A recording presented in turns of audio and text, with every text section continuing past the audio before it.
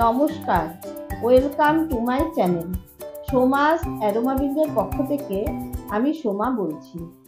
আজ আমি আপনাদের দোকানের মতো কালাকাঁদ মিষ্টি বাড়িতে বানিয়ে দেখাবো। খুব সহজেই আপনারা এই মিষ্টি বাড়িতে বানিয়ে নিতে পারবেন, বিশেষ করে কোনো পুজোর দিনে। সময় খুবই কম লাগে আর খেতে দারুণ টেস্টি হয়। তাহলে আসুন দেখে নেওয়া যাক আমি কিভাবে খুব সহজে বাড়িতে এই কালাকাঁদ মিষ্টি বানিয়ে থাকি। কালাকাঁদ বানাবার জন্য প্রথমে ছানা তৈরি করে নেব। তার জন্য গ্যাসে কড়াই বসিয়ে কড়াইতে অল্প একটু জল দিয়ে এর মধ্যে দিয়ে দিচ্ছি 1 লিটার দুধ। আমি এখানে ফুল ক্রিম দুধ দিচ্ছি না, নর্মাল প্যাকেটের যে কাউ মিল্ক আছে সেইটা দিয়ে আমি ছানাটা তৈরি করে নিচ্ছি। গ্যাসের ফ্লেম হাইতে রেখে অনবরত নাড়াচাড়া করে দুধটা ফুটিয়ে নিচ্ছি। দুধ ফুটে ওঠা পর্যন্ত অপেক্ষা করতে হবে। অন্যদিকে একটা বাটিতে 3 টেবিল চামচ পরিমাণে জল নিয়েছি, এর মধ্যে 3 টেবিল চামচ ভিনিগার মিশিয়ে নিচ্ছি। এটা দিয়ে আমি ছানা কেটে নেব।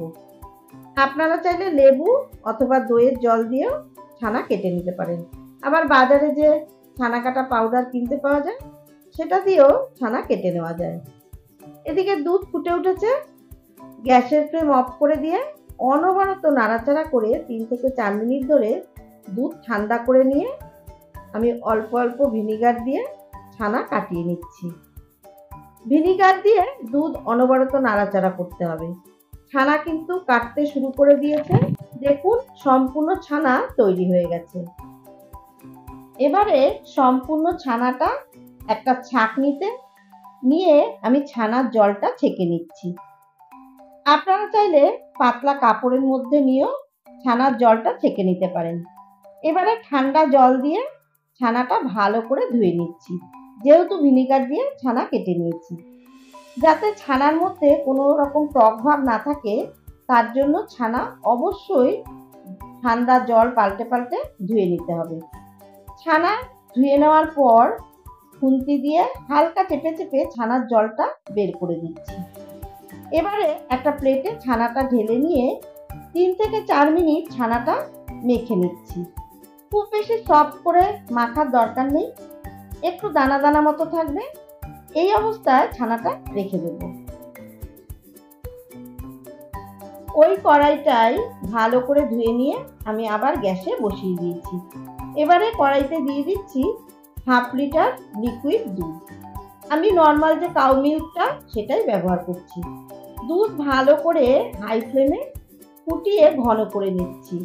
দুধ ফুটে উঠেছে, এবারে গ্যাসের ফ্লেম একদম লোতে রেখে এর মধ্যে দিয়ে দিচ্ছি 4 টেবিল চামচ milk powder. Milk powder liquid দুধের সাথে ভালো মতো মিশিয়ে নিয়ে দুধটা ঘন করে নেব।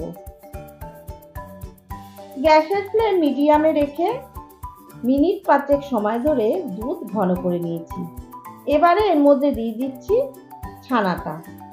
গ্যাসের ফ্লেম মিডিয়ামে রেখে দুধের সাথে ছানা ভালো মতো মিশিয়ে নিয়ে সম্পূর্ণ মিশ্রণটা ঘন করে নেব। দুধের মিশ্রণটা ঘন হয়ে এসেছে, এবারে এর মধ্যে দিয়ে দিচ্ছি 1/2 কাপ চিনি। চিনি সবসময় পরে দেবেন, আগে দিলে কি হবে মিষ্টির রংটা লালচে হয়ে যাবে, সেক্ষেত্রে দেখতে খুব একটা ভালো লাগবে না। আর চিনিটা আপনারা যেরকম পছন্দ করেন সেই অনুযায়ী দেবেন। কেউ একটু বেশি মিষ্টি পছন্দ করেন, কেউ একটু হালকা মিষ্টি পছন্দ করেন, কাজেই যে যার স্বাদ অনুযায়ী চিনিটা ব্যবহার করবেন। এবারে দিয়ে দিচ্ছি 1/2 টিস্পুন এলাচের গুঁড়ো আর 1 টিস্পুন ঘি। ঘি আর এলাচের গুঁড়ো ভালো মতো মিশিয়ে নিচ্ছি। এই এলাচের গুঁড়ো আর ঘি দিলে স্বাদে গন্ধে খুবই ভালো হয়। এবার লো ফ্লেমে আরও 3 থেকে 4 মিনিট মিশ্রণটা ঘন করে নিলাম। এবারে গ্যাসের ফ্লেম অফ করে দিলাম।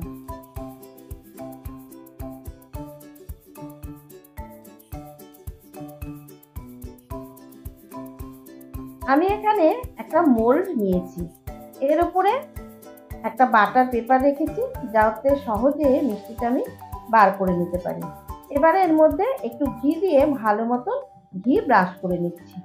তারপর মোল্ডের মধ্যে সম্পূর্ণ মিশ্রণটা ঢেলে দিলাম। এবারে খুন্তিটা দিয়ে ভালো মতন চেপে চেপে সব জায়গায় সমানভাবে ছড়িয়ে দিচ্ছি। এইভাবে সমানভাবে ছড়িয়ে দিলে মিষ্টিটা একদম দোকানের মতন শেপ হবে। উপর থেকে একটু পেস্তা কুচি ছড়িয়ে দিলাম, তাতে দেখতে অনেক সুন্দর লাগবে। পেস্তা কুচি দিয়ে আবার খুন্তিটা দিয়ে একটু চেপে চেপে দিলাম। এবারে এটাকে আমি 2 ঘন্টা রেখে দেব ভালো মতো সেট হওয়ার জন্য। আপনারা চাইলে এটাকে এখন ফ্রিজে রাখতে পারেন, তবে ডিপ ফ্রিজে কিন্তু একদম না। আমি এটাকে ফ্রিজে রাখছি না, যেহেতু আমি এই মিষ্টিটা ঠাকুরকে ভোগ হিসাবে নিবেদন করব, তাই জন্য আমি এটা বাইরেই রাখলাম ভালো মতো সেট হওয়ার জন্য। 2 ঘন্টা পর দেখুন কি সুন্দর সেট হয়ে গেছে। এবারে মোল্ড থেকে বার করে আমি একটা প্লেটে রেখে দিলাম। তারপরে একটা ছুরি দিয়ে সুন্দর করে চৌকো চৌকো পিস করে কেটে নিচ্ছি। দেখুন কত সুন্দর হয়েছে মিষ্টিটা দেখতে। তারপরে ঠাকুরের প্লেটে ভোগ হিসাবে নিবেদন করার জন্য সাজিয়ে দিলাম। রেসিপিটা ফলো করে দোল পূর্ণিমা উপলক্ষে এইরকম কালাকার মিষ্টি বানিয়ে ঠাকুরকে ভোগ হিসাবে আপনি নিবেদন করতে পারেন। যে কোনো পুজোতেই এটা আপনি খুব সহজেই বাড়িতে বানিয়ে নিতে পারবেন।